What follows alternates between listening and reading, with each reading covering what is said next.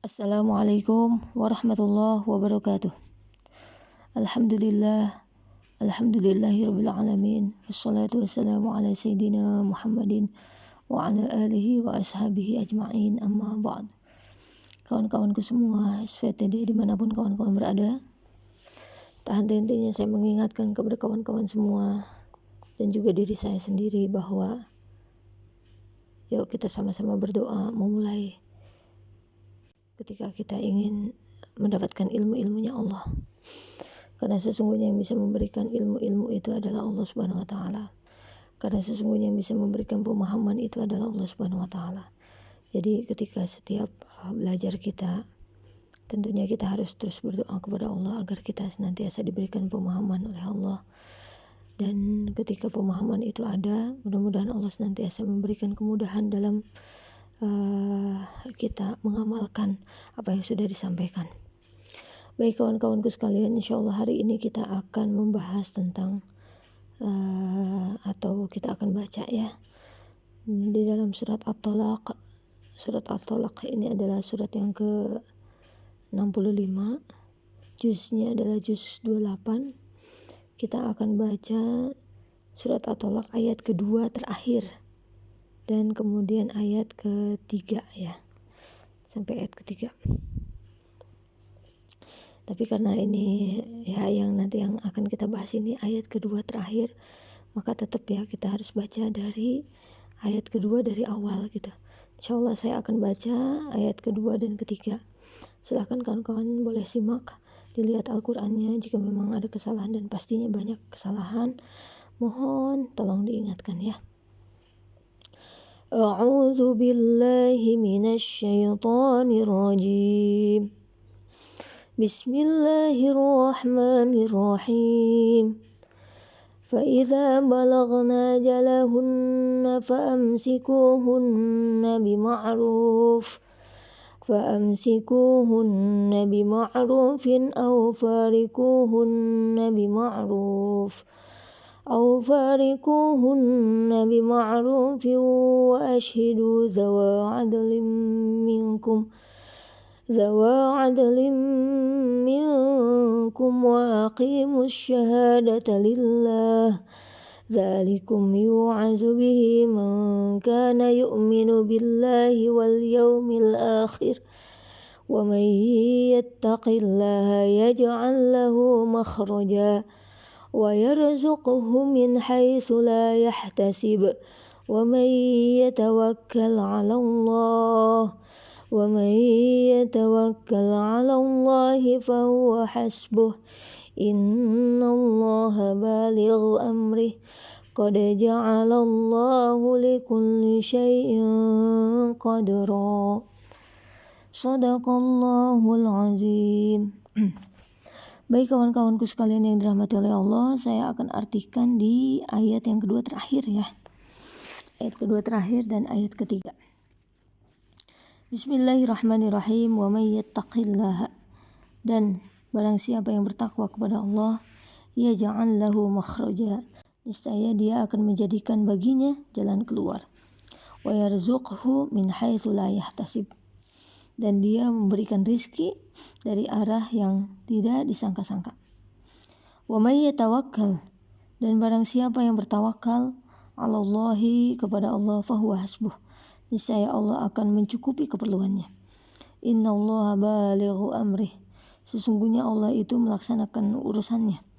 Qad ja'alallahu likulli syai'in qadra, sungguh Allah telah mengadakan ketentuan bagi setiap sesuatu. Kawan-kawanku sekalian yang dirahmati oleh Allah Subhanahu wa taala, apa sih pengertian takwa itu? Takwa itu kalau secara pengertian umum ya yang biasa kita tahu gitu ya. Takwa ini adalah menjalankan semua apa yang diperintahkan Allah dan menjauhi apa-apa yang dilarang oleh Allah.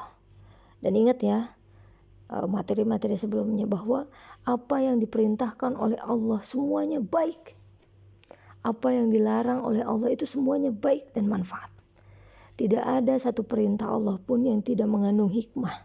Tidak ada satu larangan Allah pun yang tidak mengandung kasih sayangnya Allah. Semuanya itu kasih sayangnya Allah. semuanya adalah bukti rasa cinta, rasa sayang Allah kepada kita hambanya. Karena tidak ada yang menyayangi kita, tidak ada yang mencintai kita selain Allah Subhanahu wa taala. Dan Allah ingin memberikan yang terbaik untuk kita. Sama seperti kawan-kawan nih ya, punya anak nih, baru anak itu balita lah gitu ya. Anak balita, tiba-tiba anak balita ini duduk di balkon gitu ya, atau berdiri di balkon. Pasti nih kita sebagai orang tua akan melarang, nah kamu jangan di situ, nanti kamu jatuh. Kira-kira larangan orang tua seperti itu karena sayang atau karena tidak ada manfaat apa-apa? Pasti karena sayang kan, khawatir nanti anaknya jatuh, kemudian khawatir terjadi sesuatu hal yang mungkin tidak diinginkan gitu ya. Jadi sama tuh, Allah juga memerintahkan kita, melarang kita, itu semuanya ada hikmahnya. Itu semua ada pesan cinta dan sayangnya Allah Subhanahu wa taala untuk kita, dan Allah ingin memberikan terus yang terbaik untuk kita.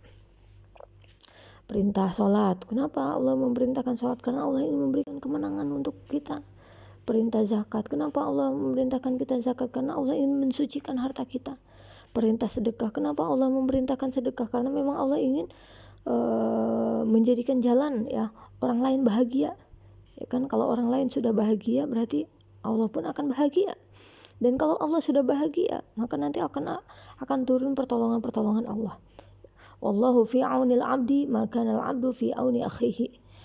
Allah itu bersama dan menolong hamba-hambanya ketika hambanya tersebut menolong hambanya yang lain.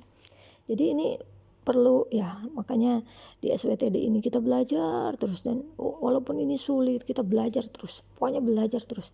Yang namanya belajar mah ya misalkan kurang sedikit wajar, namanya juga belajar ya. Makanya karena kita niatnya terus belajar ya sampai akhir hayat kita, dan memang yang diperintahkan oleh baginda Rasul Muhammad SAW, belajar ini tidak ada batasnya. Dari mulai buayan sampai liang lahat kita harus belajar. Kita akan berhenti belajar ketika kita sudah meninggal dunia.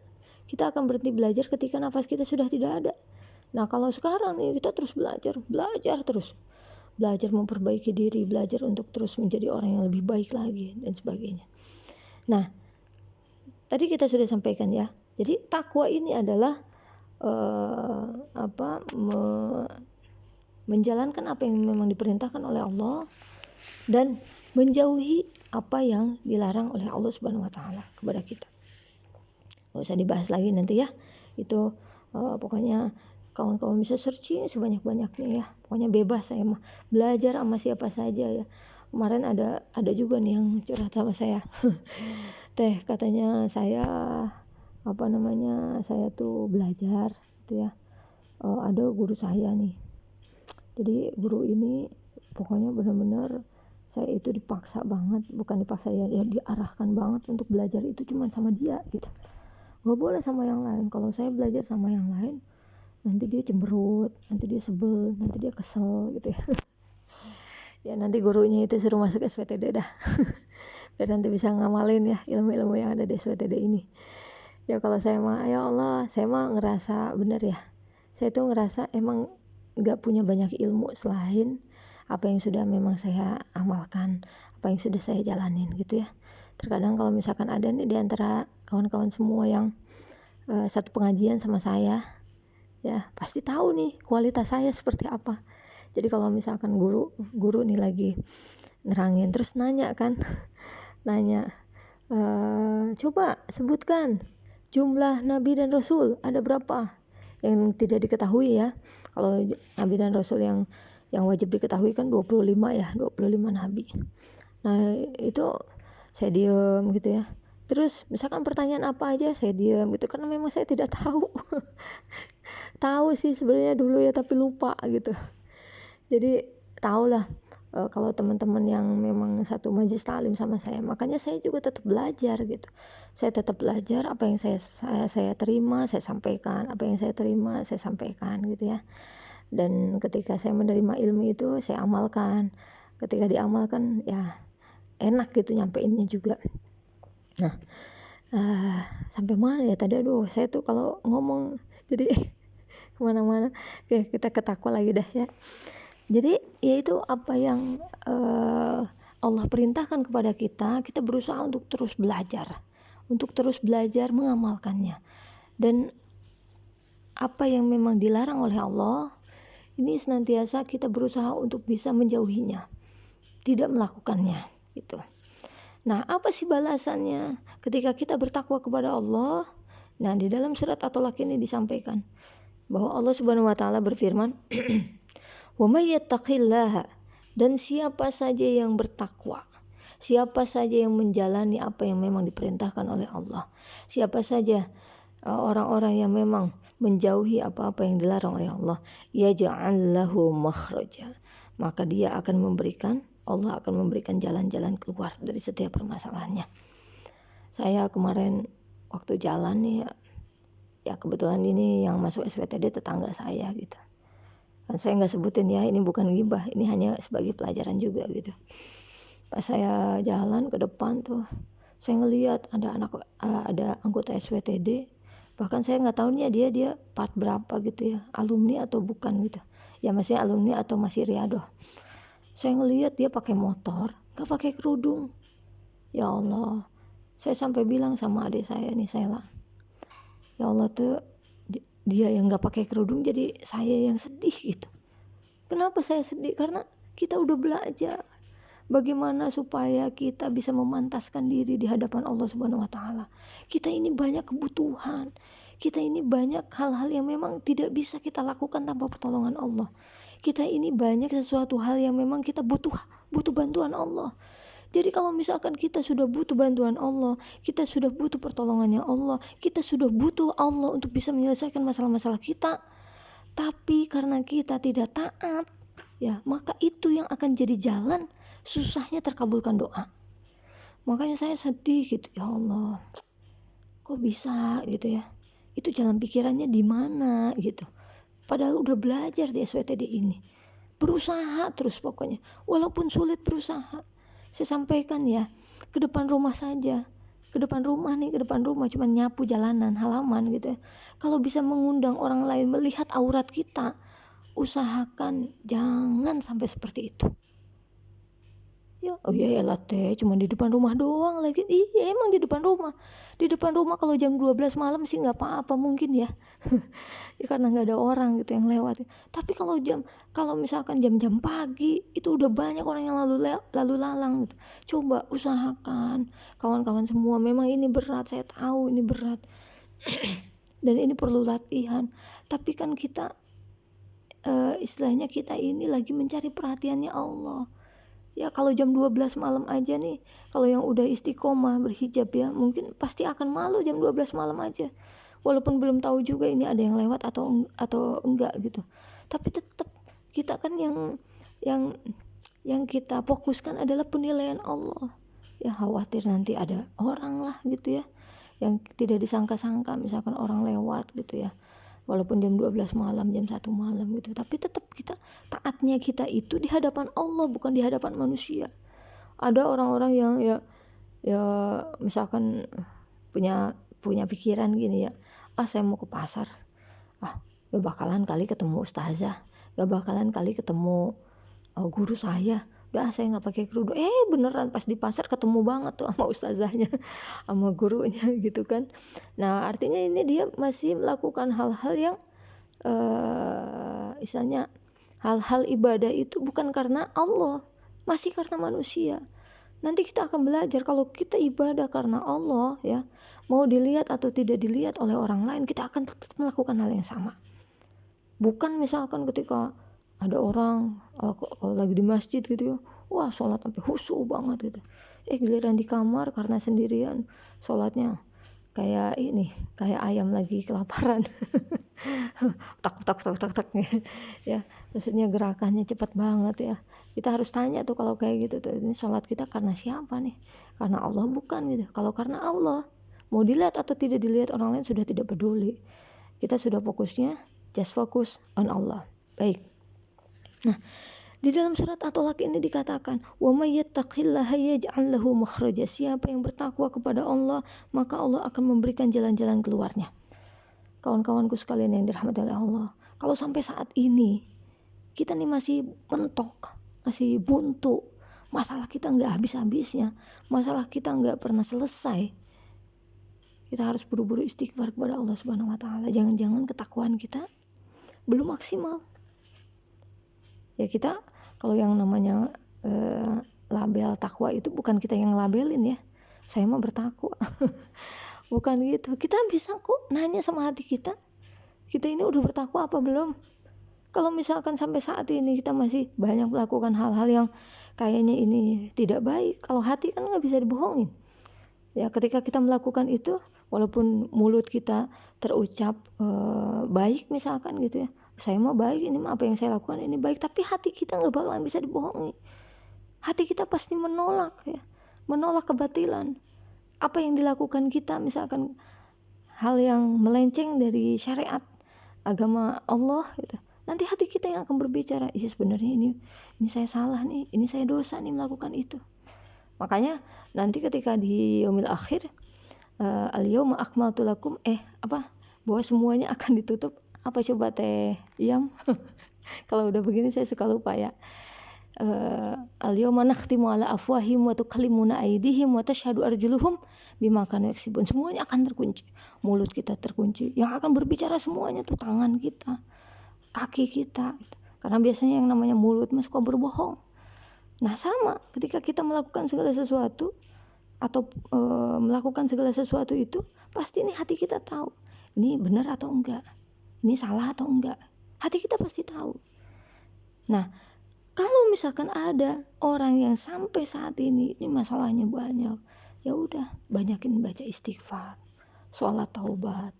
Makanya kawan-kawanku sekalian yang dirahmati oleh Allah, saya alhamdulillah ya namanya sholat taubat itu saya dawam.